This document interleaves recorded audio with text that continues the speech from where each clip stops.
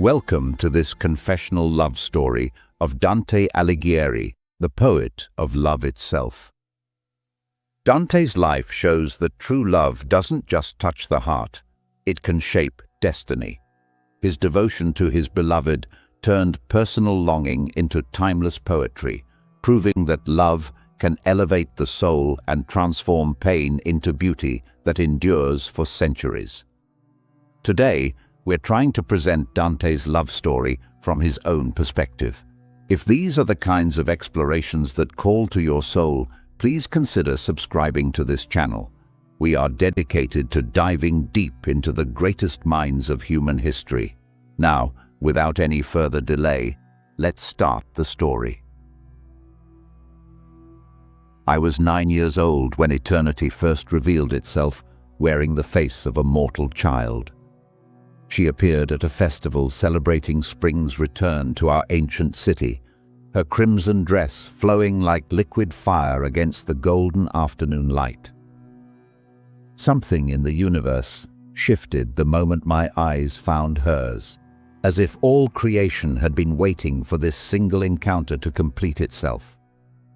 The air grew thick with invisible presence, and I felt my childhood end in the space between one heartbeat and the next.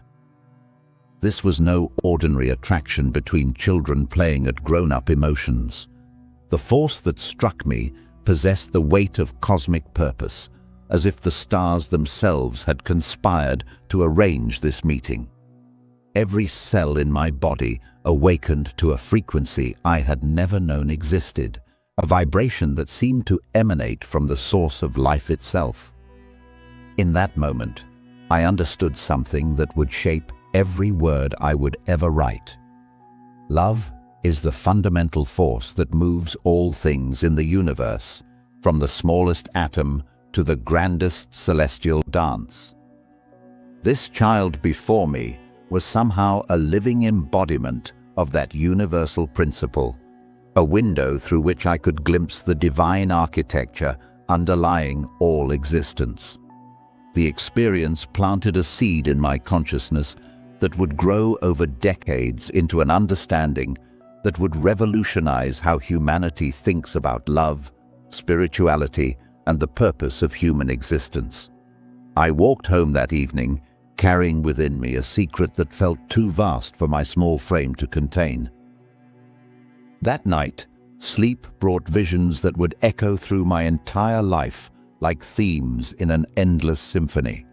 I dreamed of a figure robed in clouds and starlight, holding my heart, literally holding it, still beating, in hands that radiated warmth beyond description. "This belongs to her," the figure whispered, and I watched as my heart transformed into something luminous, something that could bridge the gap between earth and heaven through the pure force of its beating. I woke with tears streaming down my face, though I couldn't understand why. The dream had filled me with a joy so intense it felt like sorrow, a longing so pure it seemed to dissolve the boundaries of my individual existence. I had touched something eternal, and returning to ordinary consciousness felt like falling from a great height. From that moment forward, my life became a quest to understand what had happened to me, to decode the message written in my heart by forces beyond my comprehension. Every book I read, every conversation I engaged in, every poem I attempted to write became part of this endless investigation into the nature of divine love as it expresses itself through human experience. As years passed, I learned to worship from afar, understanding that some loves are too pure for possession. The golden-dressed child grew into a woman whose very presence seemed to sanctify whatever space she occupied. I would catch glimpses of her in the marketplace, at religious ceremonies, during the feast days when our entire community gathered to celebrate life's abundance. Each sighting felt like receiving communion, a sacred encounter that nourished something in me that ordinary food could never satisfy. I married another, a good woman who gave me children and shared my daily existence with patience and kindness. Yet my heart remained secretly dedicated to the crimson-dressed vision who had become for me a living symbol of humanity's highest potential. This arrangement might sound cruel or impossible to modern minds, yet it felt as natural as breathing, as necessary as prayer. My beloved became a muse in the truest sense, a source of inspiration that flowed through me like water through a channel, transforming everything it touched. The love I felt for her was simultaneously deeply personal and completely universal, intimate and cosmic, grounded in specific memory, yet reaching toward eternal truth. Through loving her from respectful distance, I discovered that true love seeks the beloved's highest good rather than personal satisfaction. My love asked nothing from her except that she continue to exist, continue to embody the divine principle that she represented in my consciousness. This love taught me to find fulfillment in giving rather than receiving, in blessing rather than possessing. Distance became my teacher, showing me that unfulfilled longing contains more creative power than satisfied desire. When we possess what we love, we often stop seeing it clearly, taking its presence for granted until familiarity breeds a kind of spiritual blindness. The beloved becomes just another object in our daily landscape rather than a miracle worthy of constant wonder. Longing keeps love alive, maintains the sense of mystery and reverence that transforms ordinary affection into spiritual practice.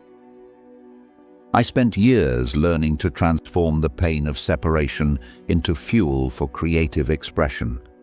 Every poem I wrote became a prayer, every verse a bridge spanning the distance between human limitation and divine possibility. Through writing about love, I discovered that love itself was writing through me, using my consciousness as an instrument to express truths that individual minds could never grasp alone. The secret I learned during these years of patient longing was this: the beloved exists as much within the lover's consciousness as in external reality. To love someone truly is to discover God wearing their face, to encounter the eternal principle of beauty and goodness that animates all creation. The city that had cradled my childhood dreams eventually cast me out like debris thrown from a sinking ship. Political storms that had been brewing for years finally broke over our ancient walls, dividing citizens against each other in ways that violated every principle of community I held sacred. I found myself caught between competing factions, each claiming to represent justice while practicing various forms of corruption and violence. My refusal to compromise my principles or align with powerful interests that violated my conscience made me valuable to no one and dangerous to everyone. The day came when remaining in my birthplace meant either betraying my deepest convictions or facing imprisonment and possible death. I chose the bitter medicine of exile, becoming a wanderer in foreign lands where my accent marked me as an outsider, my ideas as strange, my very presence as potentially threatening. The physical hardship of exile, sleeping in unfamiliar beds, eating bread earned through the charity of strangers, walking roads that led everywhere except home, was nothing compared to the spiritual crisis it precipitated. Everything that had defined my identity was suddenly stripped away. Family proximity, social position, familiar places that held the memories of my entire life. Exile became a forced monastery, where silence and solitude taught lessons that comfort and security had hidden from me. Walking dusty roads between hostile city-states, I discovered that home had never been a place but a quality of consciousness. When external supports disappear, you learn to find stability in awareness itself, to create sanctuary within your own mind, regardless of circumstances. The beloved's face became more vivid in memory than it had ever been in physical presence. In mountain caves where I sheltered from winter storms, I began to understand that my entire life had been preparation for this stripping away, this descent into the underworld of loss and displacement. Like a seed that must die before it can sprout, my old identity was decomposing to make room for something unprecedented to emerge. The deepest realization came during a night spent shivering in an abandoned shepherd's hut, watching stars wheel overhead through gaps in the broken roof. I understood that my beloved had been teaching me all along how to love without possessing, how to find joy in someone else's happiness, even when that happiness didn't include me. Exile was simply the final examination in this curriculum of divine love. From the ashes of loss, a vision began to grow that would transform human understanding of love's ultimate purpose. The poem that emerged from my wandering years came like dictation from a source beyond my individual consciousness. I found myself writing about a journey through realms that existed as much within human psychology as in supernatural dimensions. Hell as the state of being trapped by our own destructive patterns, purgatory as the process of purification that love demands, paradise as the consciousness that emerges when personal will aligns with cosmic purpose. My beloved appeared in this vision as guide and teacher, leading me through heavenly spheres toward direct encounter with the divine source from which all love emanates. Through writing these scenes, I discovered that she had always been more than an individual woman. She was love itself, taking human form to teach me about the destination toward which all genuine affection ultimately points. The act of creation became prayer, each completed verse a small victory over despair and meaninglessness. I was no longer just a man missing his homeland and mourning lost opportunities. I had become a channel through which the universe could tell the story of its own spiritual evolution, using human love as metaphor for the cosmic force that draws all things toward unity and completion. Years of exile had taught me to see patterns invisible to eyes clouded by comfort and familiarity. Every human relationship, I realized, follows the same fundamental structure as my love for the crimson-dressed vision. We meet someone who awakens recognition of divine beauty, spend years learning to love them properly, then discover that loving them has taught us to love the source from which all beauty flows. The beloved becomes a doorway rather than destination. This insight revealed why so many earthly loves end in disappointment. We mistake the finger pointing at the moon for the moon itself. We try to find in human relationships what can only be found through relationship with the infinite. When we understand this distinction, every encounter becomes an opportunity for spiritual education rather than emotional satisfaction. The poem I was writing had become a textbook for this kind of transformed loving, a practical guide disguised as fantastic journey through supernatural realms. Readers would think they were following a man's adventure through hell, purgatory, and paradise, while actually learning to navigate the corresponding territories within their own consciousness. In my last years, as my body weakened and mortality cast its shadow across familiar activities, the mystery I had been exploring my entire life revealed its final secret. Death approached like a long-awaited friend, bringing with it a clarity that had eluded me during decades of intellectual struggle and creative effort. I understood finally that everything I had experienced, the childhood vision, the years of longing, the exile's bitter lessons, the poem's slow emergence, had been a single, unbroken lesson in how individual consciousness can learn to participate in eternal consciousness. My beloved had been both teacher and curriculum, showing me through her very existence that divine love was possible within human form.